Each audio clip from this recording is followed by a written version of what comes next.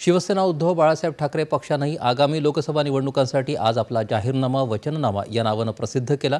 पक्षाचे प्रमुख उद्धव ठाकरे यांनी आज मुंबईत पत्रकार परिषदेत याचं प्रकाशन केलं।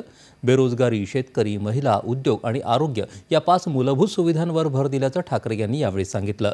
गेल्या 2 ते 2.5 वर्षात महाराष्ट्राला लुटण्याचं काम या सरकारनं केलं असून यामुळे राज्याचं वैभव हिरावलं आहे। सत्तेत आल्यानंतर राज्याला गतवैभव पुन्हा मिळवून देऊ, इतरत्र वळवलेले उद्योग आणि इतर गोष्टी पुन्हा राज्यात आणू असं ठाकरे यांनी सांगितलं।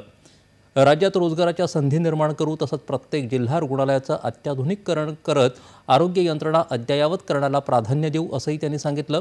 शेती संबंधित साहित्य जीएसटी मुक्त करण्यासह शेतकऱ्यांसाठी शीतगृह आणि गोदामही बांधण्याचं आश्वासन त्यांनी दिलं। राज्यात पर्यावरणस्नेही आणि उद्योगस्नेही वातावरण पुन्हा एकदा निर्माण करण्यात येईल। मराठी भाषेला अभिजात भाषेचा दर्जा देण्यात येईल असं ठाकरे यांनी सांगितलं।